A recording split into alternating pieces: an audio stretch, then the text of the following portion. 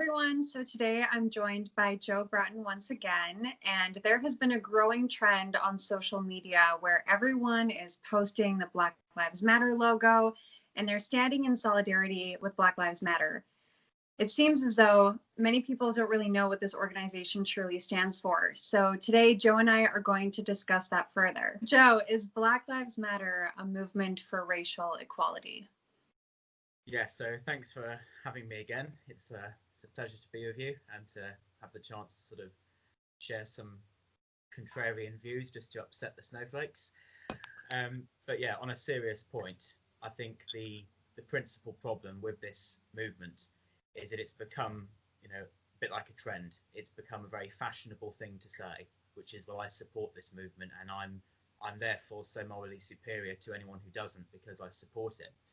If you actually step back and look at it in detail, you will see that what it actually is a neo-Marxist movement that has been hijacked by a bunch of intellectual elites and weaponized for um, effectively political purposes.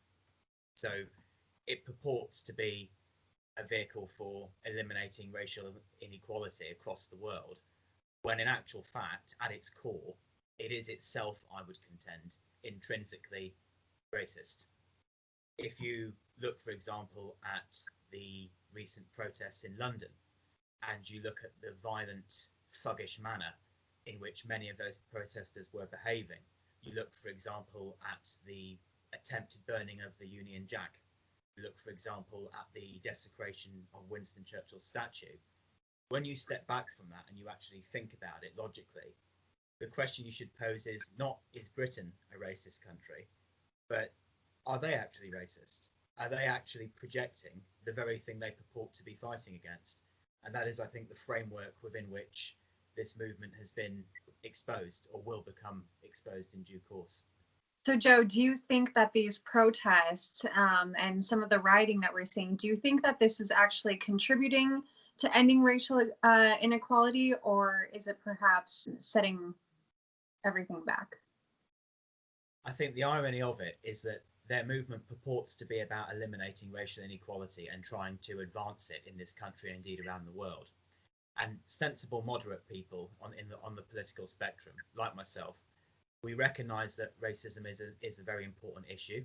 We accept that there are still things we have to do, and we accept completely that progress has to be made. But we sort of lose sympathy for the cause when we see these brazen acts of violence and frankly rioting. I think you end up so focused on what they're doing and the presentation that you're actually missing the substance, and therefore it undercuts and undermines the fundamental message. And frankly, it's also laced with hypocrisy, because if you're going around saying, well, I'm opposed to this country because this country's racist, but you're participating in riots and egregious acts of violence where you're decimating and desecrating monuments of a country, it's very hard to hold on to the moral high ground, I think, in that situation. And so therefore people lose sympathy for the real issue, and it actually undermines the legitimacy of the issue, because it is a legitimate issue and it is real, but their actions, I think, undermine that. Do you believe that Britain is an institutionally racist country? No, I categorically reject that, because I actually look at the evidence, and my view is that we've got many black Queen's Counsels, for example, in the legal profession. We've had many black members of Parliament, the Home Secretary, for example, in Theresa May's government. I really do not subscribe to this view. I think that's a mischaracterisation of Britain, and I think it's a huge insult, actually, to the families of previous generations who really did experience true and genuine racial oppression, because it was a thing in this country even as recently as the 1980s. Within the police force, for example, there was genuine institutional racism within the police force. But there's been a massive zeitgeist now, and I genuinely do believe that as a country, and indeed the Western world, I would say, I think we have made enormous progress, and we spend far too much time thinking about the past and moralising about the past, and not enough time celebrating the achievements that we have made. What do you think of the idea of defunding the police?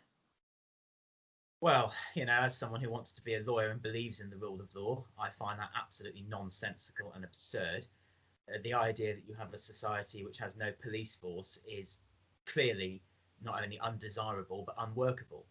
And the irony is that many of these people who call for this sort of thing have themselves been rescued by the police when they've been, as they put it, assailed or attacked. Mhm. So that in itself undermines completely that argument. And I think these people, they're just out of touch with the average person. And they've got this very narrow minded worldview which says, well, if you don't think like me, you must be stupid.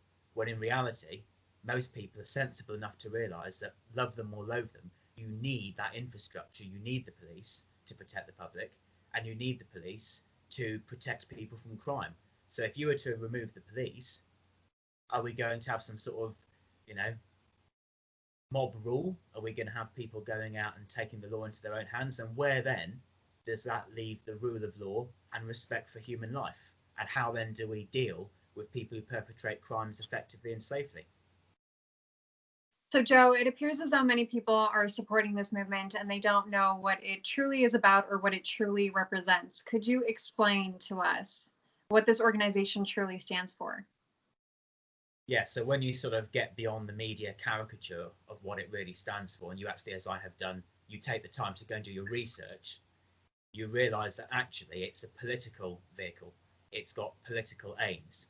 Now, yes, okay, the elimination of racial inequality is inherently political, but if you actually look at what it stands for, its manifesto, as it were, it does call for very extreme neo Marxist things. It calls for the abolition of capitalism, it calls for the defunding of the police, it calls for the dismantling of everything that makes the Western world Western, and it's all part of a revisionist neo-Marxist agenda to completely rewrite Western history. So, Joe, one of the mission statements on the website was to dismantle the Western prescribed nuclear family. How do you think that this would impact the Black community? I think again it demonstrates how out of touch they are, how there's a mismatch between their values and the what the implementation of those values would actually mean. So they talk, for instance, about crime in those communities, and yes, it is undoubtedly true. There is a lot of crime within those communities, primarily due to poverty and broken families, etc.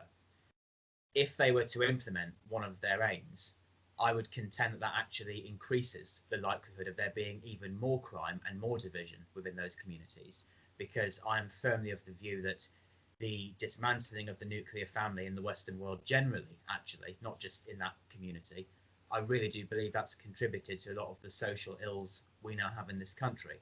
I think children who grow up without a strong family structure, I really do believe they are, well, it's been proven that they are statistically more likely to fall into depression, anxiety, low self-esteem, and that combined with this very macho, virulent notion of gang membership, etc., being part of something bigger than yourself, it's obviously very attractive for these people, and they often start off with good intentions, thinking they're signing up to a noble cause, and then they find that actually what they've signed up for is not what they thought they were signing up for. But by that time, they're almost ensconced in there, so it's too late to leave, and they then become complicit, almost vicariously through their membership. And a lot of these people, when they realise what it really stands for, they say, well, I don't actually support that.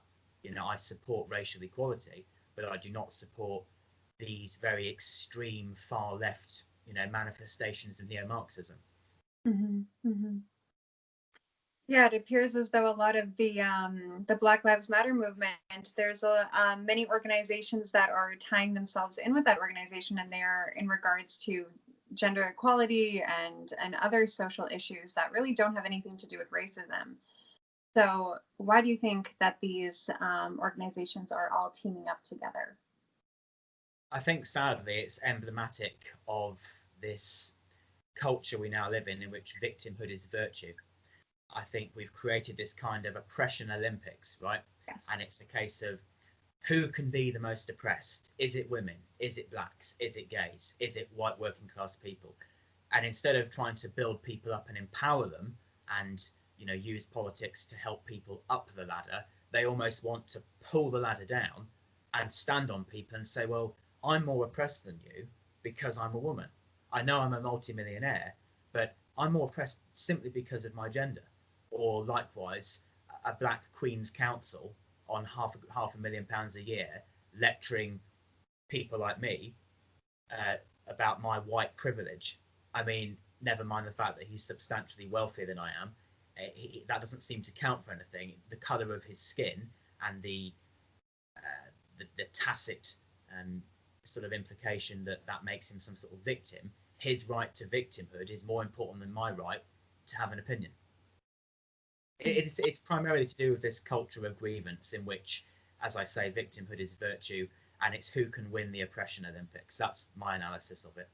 All right, so we have reached the time limit for today, but Joe and I will be back next week, and we want to discuss the statement that Britain is institutionally racist and whether it is true or not.